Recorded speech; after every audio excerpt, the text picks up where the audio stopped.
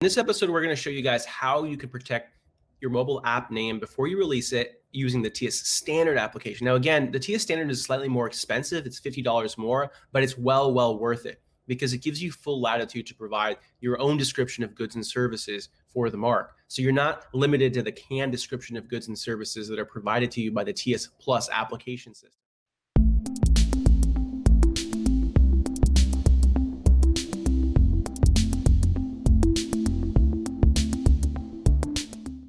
This is tsdr.uspto.gov. All you have to do is click on File Online and scroll down and then go to Initial Application Forms. And once you're here, all you do is click Start Your Application in TS. Now, one thing that I want to point out is that I'm already logged into USPTO.gov. If you're not logged into USPTO.gov, when you click on that link, it's going to take you into a login page. So just want to let you guys know that if you guys are doing this on your own and you don't get to this page, that's why. Now, setting up a USPTO.gov account is really easy and it's free. Anybody can do it. All you need is an email address. I also encourage you guys to enable two-factor authentication so that whenever you log in, it'll send you an email or text you. So really good idea to set up double authentication. So we're going to go scroll down. Now, today we're going to do the TS standard. As Victoria pointed out yesterday with the TS Plus, again, $275 instead of $225. But really, guys, well worth the extra $50 because as you guys are going to find out, it gives you a lot of flexibility in crafting your description of goods and services. We're going to, again, do it from the perspective of your company. So we're going to select no to attorney because I'm going to pretend like I'm doing it for my company. So we're going to click continue.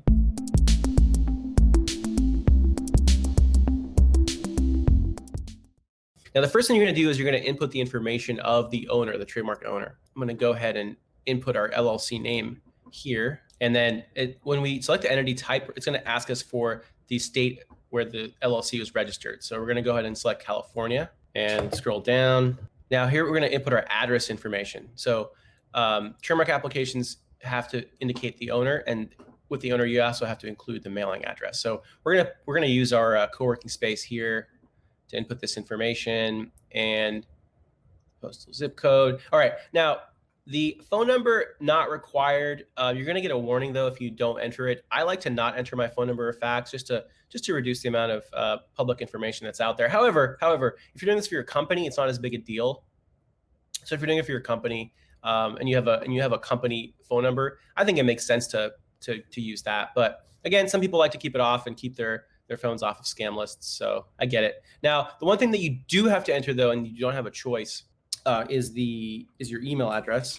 And website address, again, is not required. However, I'm going to go ahead and input it. Now, when I click continue again, I'm going to get a warning. It's going to say, hey, you didn't input your telephone number. Again, it's optional. Nothing's going to happen if you don't enter it. So we're going to go ahead and click continue.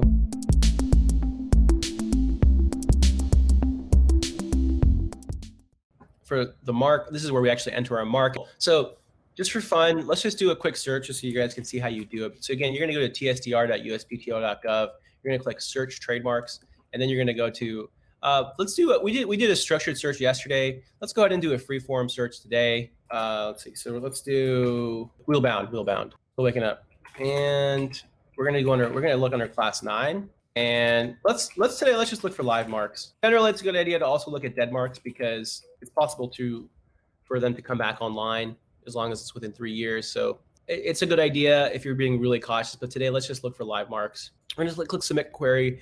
Let's see what comes up. So it looks like nothing came up. Now, before we jump in with 100% confidence, I would encourage you guys to separate it out into 2 words as well, just to see what comes up. Yeah, it still seems like you've got a pretty good shot at this. So yeah, if I were doing this, I would probably file this with confidence. Let's go ahead and go back. We're back to our application page. Wheelbound. We're going to click continue.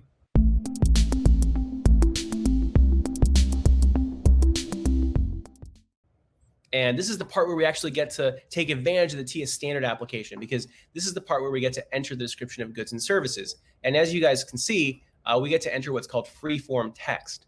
Now, this is a really powerful compared to the TS Plus application because we can actually input the text that we want for the description of goods and services. So I'm going to click on Add Goods and Services. As you guys can see, I get to input any text I want in here. Very powerful, guys. I'm going to go ahead and select class 9, and then I'm going to type in my description of goods and services. Downloadable mobile applications providing bike rental services. So we're going to click section 1B, and when we do that, it prompts us to check this box. Now, what this box is saying is that we understand this is an intent to use application. So again, we have a bona fide intention to use the mark in commerce. So at some future date, we intend to release a mobile application that's going to provide these services that we indicated up top. This also reminds you that eventually, in order to get this mark registered on the register, you're going to have to submit what's called a statement of use or an allegation of use, same thing.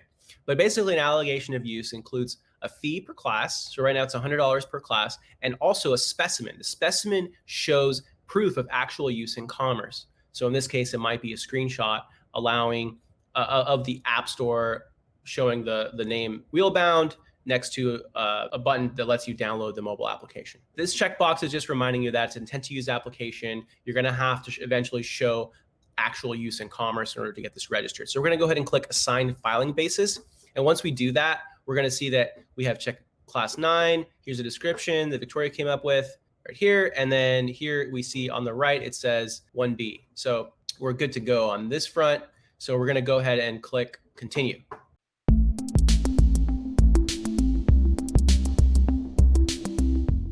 So once we click continue, we've done actually most of the application. So now all we have to do is input our correspondence information. So again, if you're doing this for yourself, it's a good idea to use docket numbers if you have a lot of that trademark applications. But again, it's really up to you. It's not required. We personally, we use docket numbers all the time because we handle hundreds of cases. So we need to use docket numbers in order for us to stay organized. Again, I'm going to go ahead and enter Victoria's email address because she's incredibly awesome and a really key teammate. And so I want her to also receive all the notifications that I get so that nothing falls or slips through the cracks. I always encourage people, whenever you're doing these applications, always add your teammates on as well, because for that very reason, right? You want to make sure that you guys are on top of everything and nothing slips through. Now, remember that a lot of the office actions that you're going to receive from the trademark office are going to require responses within 6 months. So you're only going to get one email. You better not miss it. If you miss that email, then you're going to be in trouble because your trademark application could go abandoned if you don't schedule that, if you don't calendar that 6-month date. Again, enter up to 4 email addresses and then click continue.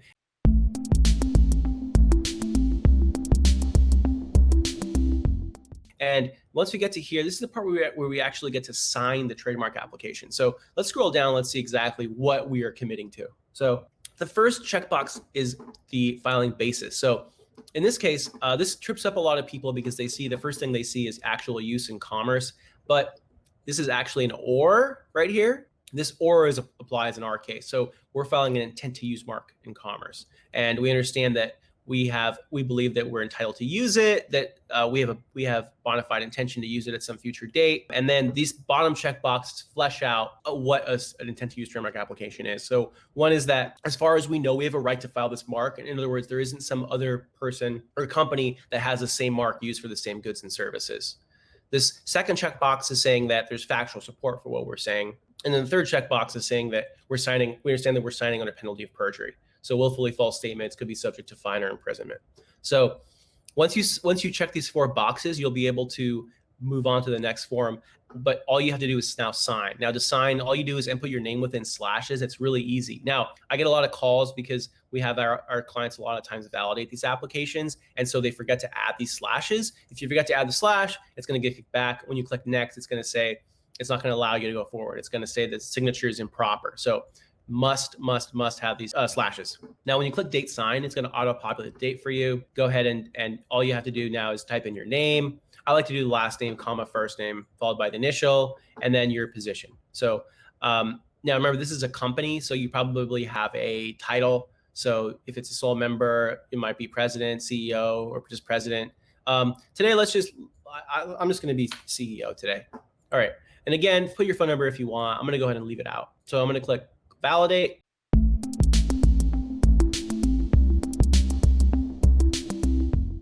Now, once I click validate, it's going to remind me signatory's phone number is missing. I'm going to go ahead and not include it.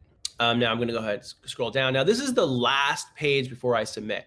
So this is my last opportunity to review everything and make sure that I like the state of the application before I actually submit it.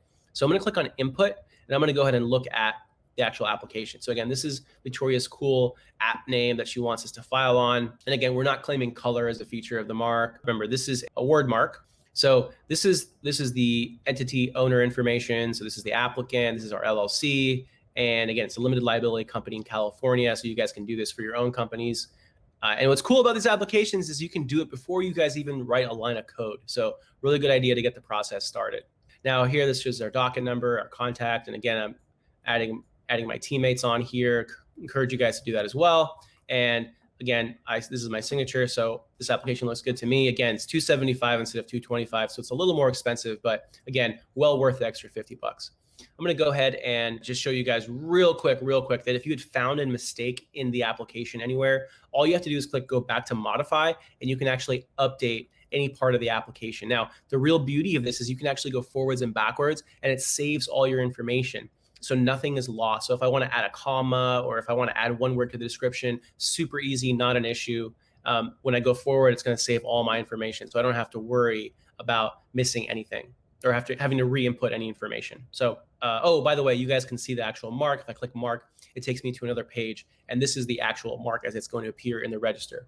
Before you guys submit, make sure you guys read this notice. It's actually important. The first thing that it tells you is that everything, so what you submit here is not refundable. So you got to make sure that everything is correct. So if you, for some reason, decide that, hey, you know what, I actually want to submit it on wheel bounds, like the mark, like an S at the end, you can't do it. You can't fix it. I know it's a really simple change. It's a really simple fix. Not allowed. You will not get a refund, and you can't change the mark. So you have to submit a whole new application. So that's why it's really important to make sure that you're sure about that mark, right?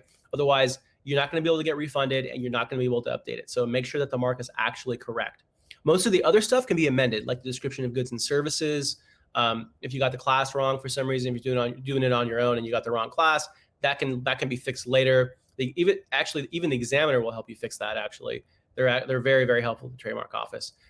But you cannot change or fix the name of the mark. So make sure you get that right. No refunds. Second thing is there's no right to confidentiality. So remember that email, the phone number, the fax number, that address, that's all going to be public record.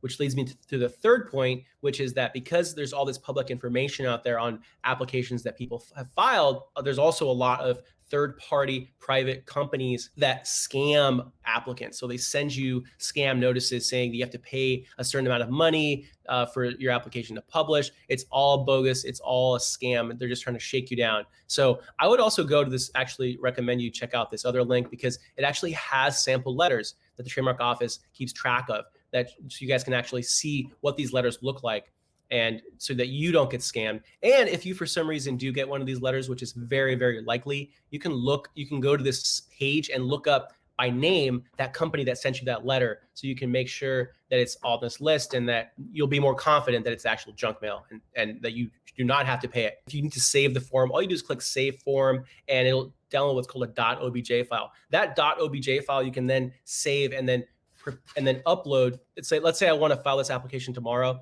Like I want to talk to Victoria and make sure it shouldn't be wheel bounds with an S and not just wheel bound. I can save the form, and then upload it tomorrow after we've spoken, and it actually completes the entire session for you. So you can click through, click, next, and get to the end pretty quickly. So it saves everything for you. Really, really good tool. I encourage you to save form if you're not 100% sure about submitting today, because otherwise you're going to have to resubmit all this information tomorrow.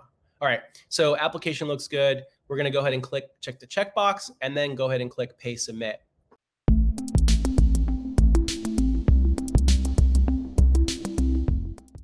Now, once we click Pay Submit, it's going to take us to the payment page. So once we're here, all we have to do is input our credit card information, and we're going to be able to click Submit Payment.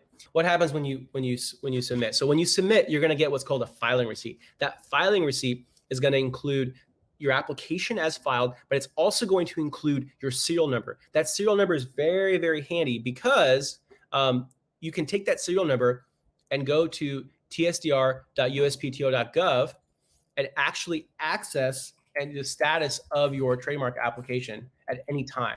And you can actually input your serial number in this box and click status. So you're going to always be able to keep track of your trademark application if you have the serial number. So it's going to give you the serial number and the filing date, two really important bits of information. So that is how you file a intent to use trademark application for your company's wordmark for their mobile application. And again, intent to use applications, really powerful tool. Highly encourage you guys to use it as a way to start protecting your brand even before you write a line of code. Thanks for watching this.